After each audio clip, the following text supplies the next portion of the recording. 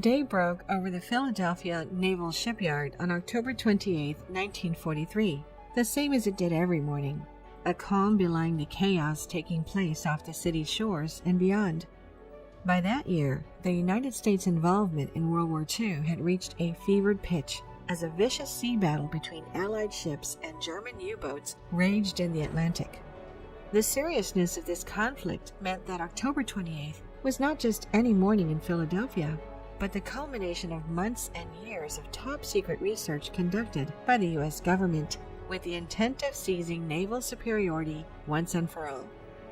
Evidently, the U.S. military, together with some of the top scientific minds in the world, men like Nikola Tesla and Albert Einstein, had been working on a new technology which would make their ships invisible, a sort of cloaking device from the pages of science fiction. All that remained was to check whether their calculations were correct, to test if, in fact, the technology would actually work. This test would become infamously known as the Philadelphia Experiment. There in the Philadelphia Naval Shipyard sat the USS Eldridge, a ship equipped with large generators and other strange equipment which confused unaware crew members. At a predetermined hour, the equipment was activated. The mighty generators fired up. Suddenly, a bluish-green fog began to surround the Eldridge, and in a flash of light, the ship was gone, disappearing into thin air. A short time later, the Eldridge unexpectedly reappeared over 200 miles away in Norfolk, Virginia, a fact confirmed by the crew of the SS Andrew Forsyth, which was anchored in Norfolk on that day. Then, as suddenly as the Eldridge had appeared, it vanished again, before miraculously reappearing back in Philadelphia.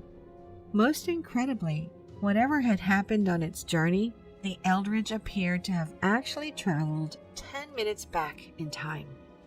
Scientists and military personnel in Philadelphia rushed to the ship in a mad scramble to ascertain what had happened. What they found were scenes of unimaginable horror. Crew members covered in terrible burns, some actively engulfed in flames. Others had gone insane, screaming and rambling incoherently. Most disturbingly, some crew members had actually become embedded in the steel hull of the ship, fused, still alive, with body parts sticking out at grotesque angles. This is not the type of thing one sees on the evening news. Indeed, whatever happened that fateful day in Philadelphia allegedly caused the government to abandon the project and attempt to eliminate all record of the Philadelphia experiment ever having taken place. And they might have succeeded were it not for an eccentric author named Morris K. Jessup and the curiosities of circumstance. In 1955, Jessup wrote a book called The Case for the UFO, which spoke of anti-gravity, electromagnetism, and prehistoric superscience, making him something of a celebrity among conspiracy theorists. Perhaps accordingly, in 1956, Jessup received the first of what would become more than 50 handwritten letters from a man calling himself Carl M. Allen. In the letters, Allen claimed to have been a member of the crew of the USS Eldridge the day the Philadelphia experiment had taken place. He described how the ship had been teleported through time and different dimensions, meeting what Allen described as aliens along the way. Shocked by what Allen was saying, Jessup tried repeatedly to investigate the claims, begging Allen to provide physical evidence, but unable to find anything tangible to corroborate the story, it seemed Jessup would have to give up and dismiss Allen as just another crackpot. That is, until 1957, when Jessup was contacted by the U.S. Navy and asked to travel to Washington, D.C. for a meeting with high-ranking government and military officials. Apparently, the Office of Naval Research had received a package containing a copy of Jessup's book, with a series of handwritten notes scrawled within it. The notes spoke of extraterrestrial technology and time travel. While the handwriting of the notes was designed to give the impression that they were written by 3 different authors, Jessup recognized immediately that all 3 were done by Carl M. Allen. After intensive questioning, Jessup left D.C. and returned home, confused as to the Navy's interest in such unbelievable and unsubstantiated claims. Even more curiously, shortly thereafter, the Navy actually published 127 copies of Jessup's book, with the handwritten notes of Allen included. Then in 1959, barely 3 years after his correspondence with Allen began, Jessup was found dead of an apparent suicide. While Allen continued to send letters to his friends and family detailing his experiences with the Philadelphia experiment for many years afterwards, the story faded from memory, ignored, forgotten, just another conspiracy theory. The story of the Philadelphia experiment actually goes back much further than 1943 and involves some of the greatest minds in history, including the legendary inventor Nikola Tesla. As early as 1895, Tesla had been experimenting with how space and time could be influenced by electricity and magnetic fields. In March of that year, the New York Herald newspaper published a curious story in which a reporter had found a disheveled-looking Tesla alone in a cafe one afternoon. "I am afraid," Tesla began when greeted by the reporter, "that you won't find me a pleasant companion tonight. The fact is, I was almost killed today. The spark jumped 3 feet through the air and struck me here on the right shoulder. If my assistant had not turned off the current instantly, it might have been the end of me." He described to the reporter how being hit by the electric spark, some 3.5 million volts, had taken him out of his space-time window. "I could see the past, present, and future all at the same time," he explained. It seemed as if Tesla was saying his experiments had led to some sort of pre-science or perhaps even some sort of time travel. By the 1930s, Tesla, already a legend, was working at the University of Chicago conducting experiments trying to make a body invisible through electricity. This was the work which would become the foundation of the Philadelphia experiment. In 1939, the work was moved to the Princeton Institute of Advanced Studies. It was there that Albert Einstein reportedly joined the project alongside other top scientists.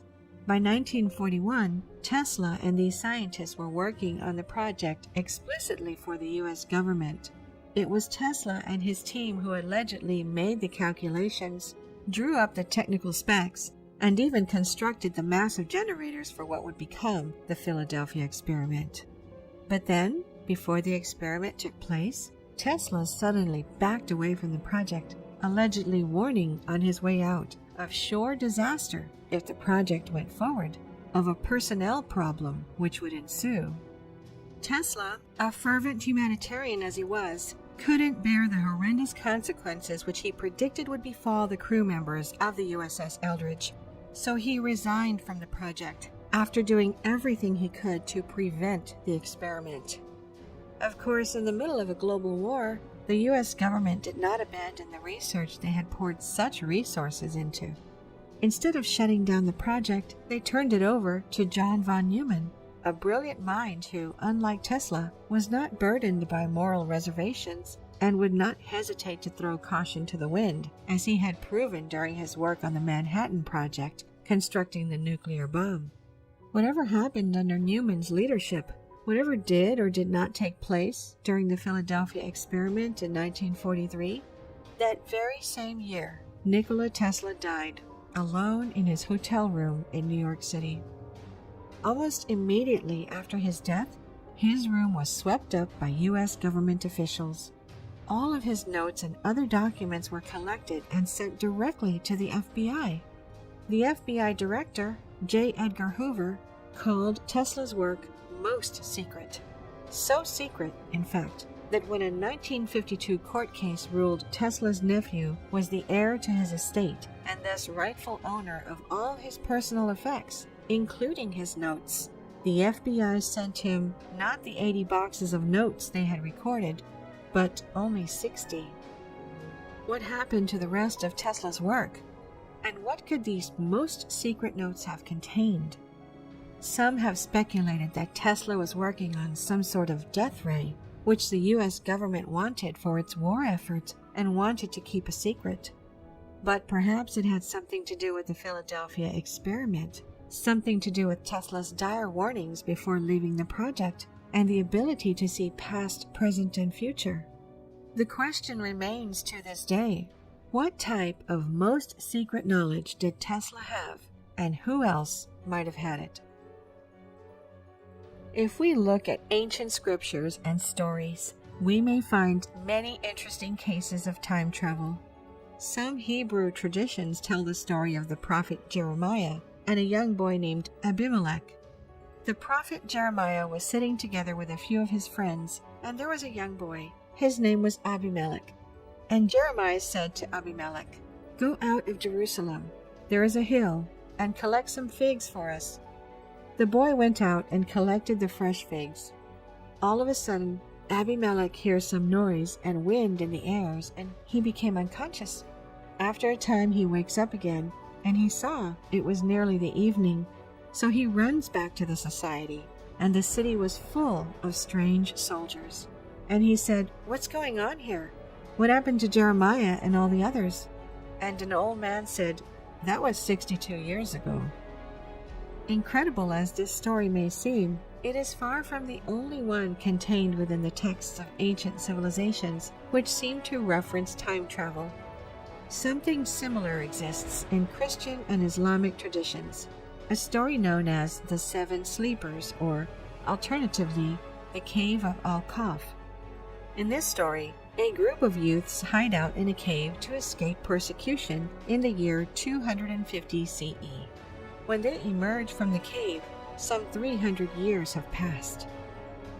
Of course, these types of stories are not restricted to the tales of the ancients. Consider what has come to be known as the Lordsburg Door, outside the town of Lordsburg, New Mexico. According to locals, the door is a gateway hidden in the desert, a portal which bridges space and time. Many stories have emerged over decades describing UFOs coming through the door. In fact, it is said that in front of the door is a stump with a human leg bone embedded in it, left there from when someone stepped directly out of the door into a tree. This mirrors what was said about members of the crew of the USS Eldridge after the Philadelphia experiment, embedded in the steel hull of the ship. Is what is taking place at the Lordsburg Door something similar to what happened in Philadelphia? Or consider the Bermuda Triangle, that notorious area off the southeastern coast of the United States between Florida, Bermuda, and Puerto Rico, where, over the years, many vessels and thousands of people have mysteriously disappeared. Accounts given by pilots of sudden jolts and pulses coming out of nowhere, or the failure of electronic equipment, sound not all that dissimilar to descriptions aboard the Eldridge during the Philadelphia experiment. These types of accounts go back at least as far as Christopher Columbus, the famous explorer who, when he first reached the Bermuda Triangle hundreds of years ago, documented huge columns of fire crashing into the sea in his records. Remember the burning of the Eldridge crew members? But perhaps modern tales of anomaly and ancient myths are not enough to convince of the existence of time travel. Perhaps more tangible evidence is needed.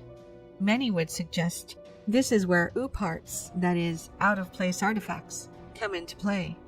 An OOPArt is an artifact which does not make archaeological sense based on the time period it was discovered to be from. Over the years, many examples have appeared. In 1991, archaeologists in Russia found a series of small, coil-shaped artifacts in the Ural Mountains, dated at between 20,000 and 318,000 years old. They were coils, spirals, and shafts made from copper, tungsten, and molybdenum. Scientists concluded they could not be naturally occurring, that is, they must have been manufactured. In fact, scientists poured out that the pieces mirrored the components of modern nanotechnology. How could this be possible with artifacts from tens or even hundreds of thousands of years ago? Similar, perhaps even more dramatic examples have appeared elsewhere in Russia, such as outside of St. Petersburg, where archaeologists discovered a strange fossil which turned out to be some sort of machine made up of hundreds of toothed cylinders, metal parts forming a mechanism. Incredibly, it was dated at over 300 million years old. On the other side of the world, there was the discovery of the Klerksdorp spheres in South Africa.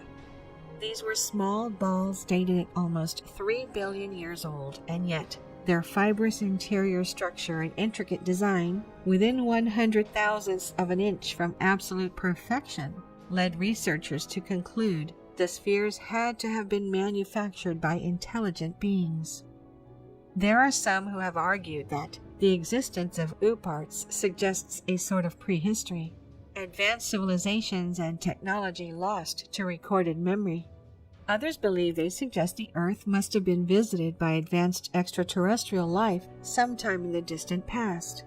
Perhaps it was not aliens, but time travelers. Consider what archaeologists found in Crete in 2017. There they discovered, fossilized in the earth from over 5 million years ago, a trail of human footprints. Note, the human foot is distinctive, even and especially so from our primate ancestors. The human foot has no claws, and the sole of the foot falls flat on the ground. Most importantly, the big toe is in line with the other toes, as opposed to other primates where the big toe sticks out to one side, like the thumb on a hand. In other words, the footprints found in Crete were distinctly, shockingly human. How could this have been possible? Human footprints from a time when human beings did not even exist. How? Unless humans traveled back through time. We have a 20-minute video called Forbidden Archaeology. These artifacts shouldn't exist, which showcase some of the most incredible out-of-place artifacts discovered. A link to the video is in the pinned comment below. The good news is, when examining the question of time travel, one does not have to rely on hypotheticals and conjecture, nor conspiracy or myth. No, one might simply rely on the field of science. But first, let's examine a story from India. In the ancient Sanskrit epic known as Mahabharata, written around 400 BCE, there is a story of a king named Kakudmi who needed to find a husband for his only daughter. As fathers sometimes do, King Kakudmi found that no one was good enough for his little girl. In desperation, the king and his daughter traveled to the realm of the gods to ask the god Brahma for advice. When they arrived, Brahma was listening to a musical performance, and so they had to wait. When they finally gained an audience with Brahma, the king laid out his proposition. "To whom shall I betroth this daughter?" he asked. "I have come to you to ask on this point. I have searched for many princes, and seen also a good many of them, and none of them is to my liking, and so my mind is not at rest." To this, Brahma laughed and replied, "O king, the princes that you thought would become the bridegroom of your daughter all died. Their sons and grandsons and their friends even have all passed away. Time," Brahma explained, "ran differently on different planes of existence. In the short time the king and his daughter had waited for an audience in the realm of the gods, 27 Chaturyugas, or 116 million years, had passed on earth." What is interesting about this story is not its purported truth or lack thereof, but rather how closely its conceptualization of time mirrors that of modern science, and specifically the work of Albert Einstein.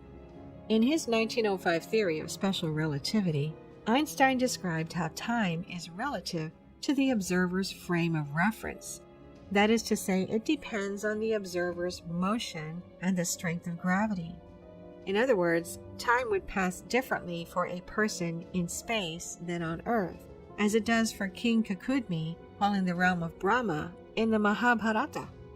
Written nearly 2,500 years ago, the story of King Kakudmi is illustrating what modern scientists call time dilation. This is often expressed using the parable of the twins, as described in Forbes magazine.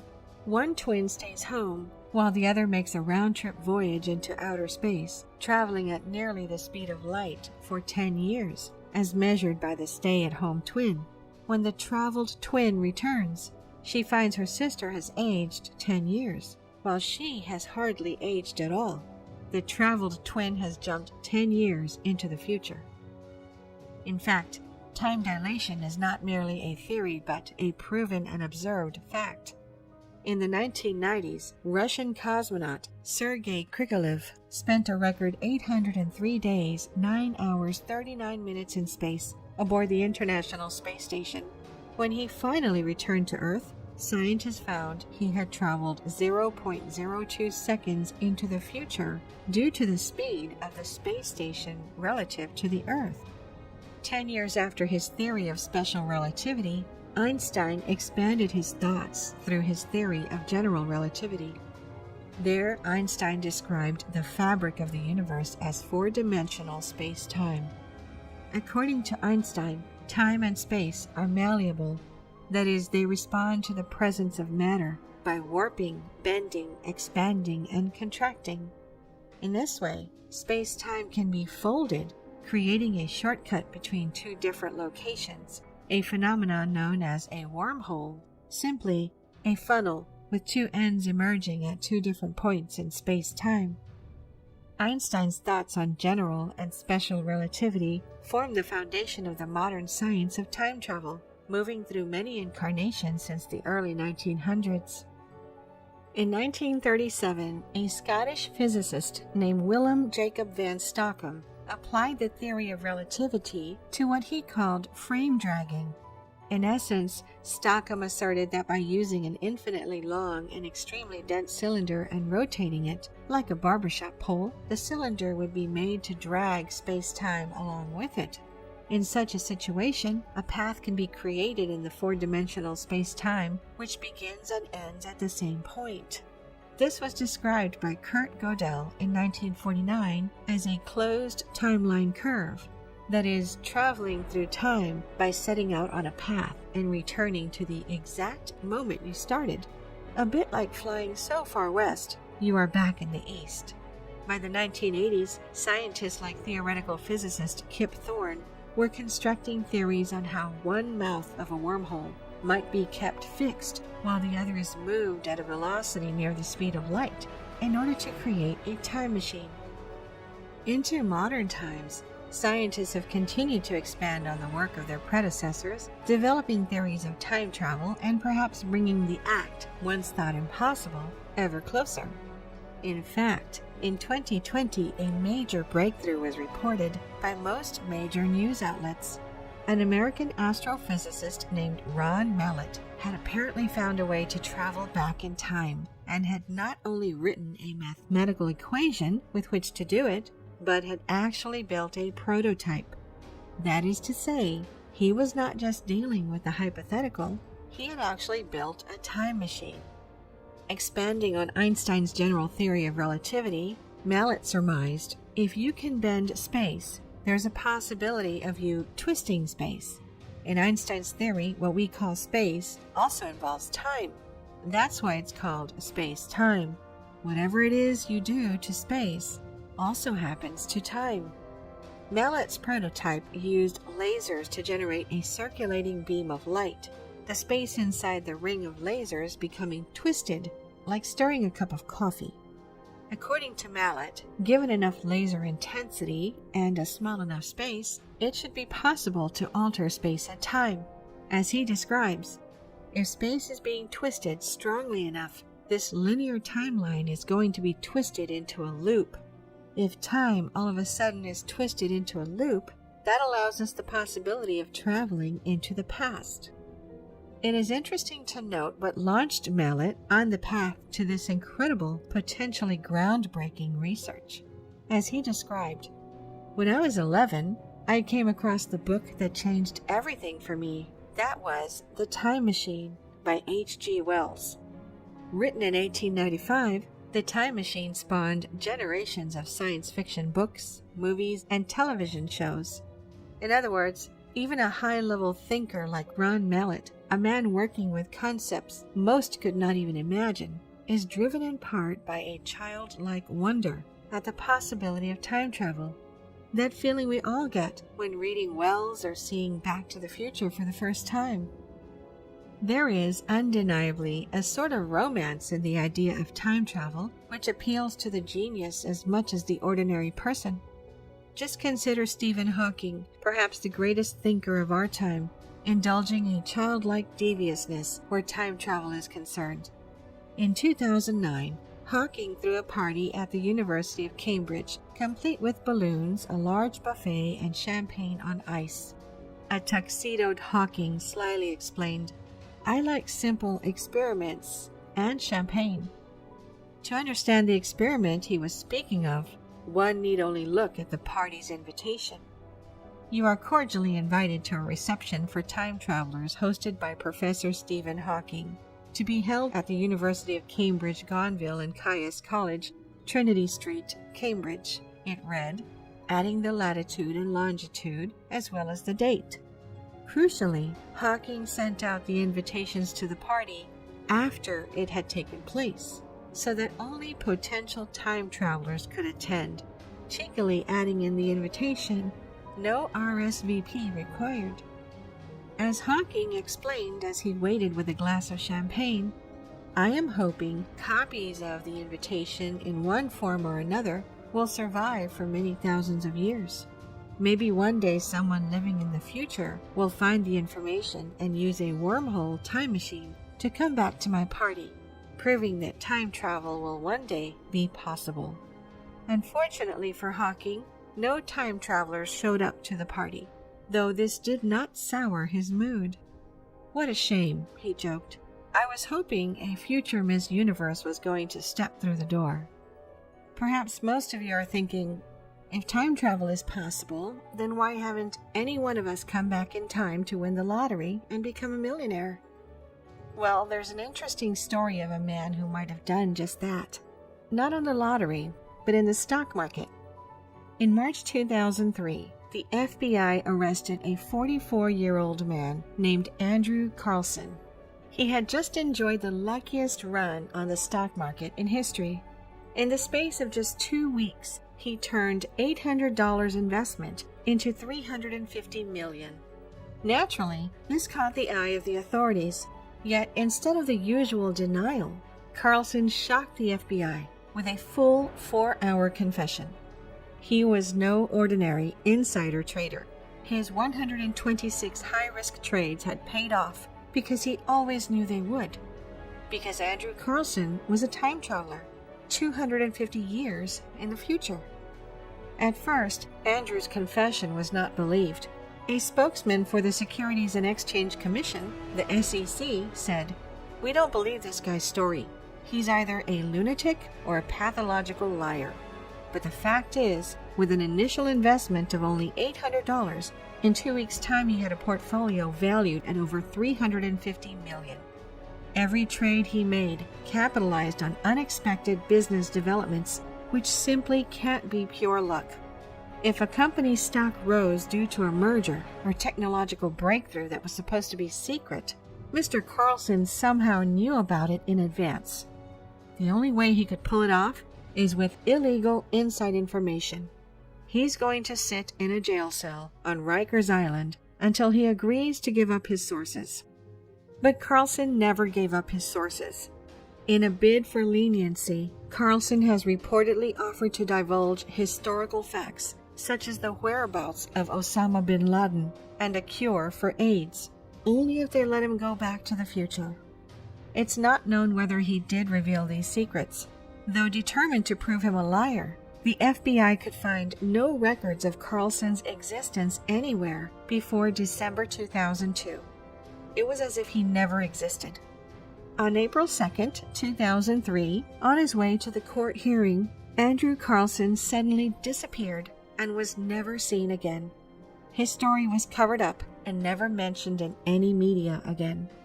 The SEC and the FBI denied it ever happened.